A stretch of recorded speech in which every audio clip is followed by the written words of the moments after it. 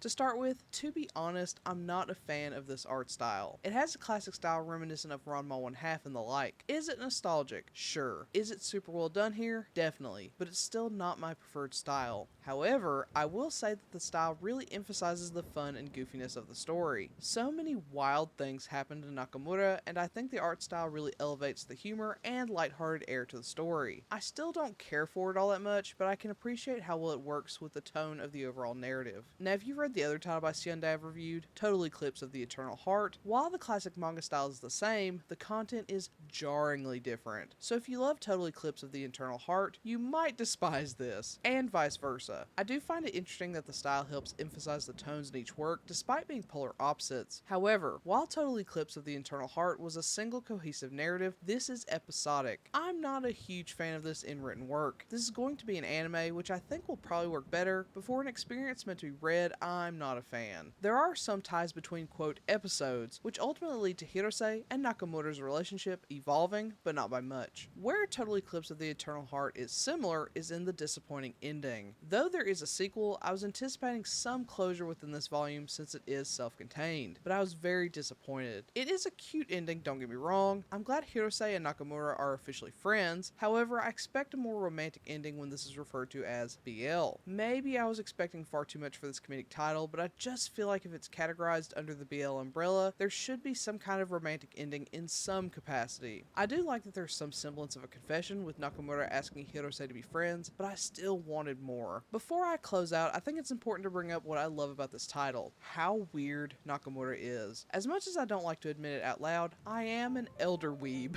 I remember going to the local thrift store, back when it was actually cheap and you could get things for a penny, and finding homemade VHS tapes with an episode of a random anime on them. That's how I first saw Evangelion before waking up to it on Toonami. With that said, as an anime-obsessed youth, I was your classic weeb, and Nakamura reminds me of some of those weird and embarrassing things I used to do. He isn't a true weeb until he discovers BL and then starts requesting BL comics between him and Hirose, but that super introversion leads to many of his goofy incidents, which takes me back to my awkward and less than funny in the moment youth, and I love it.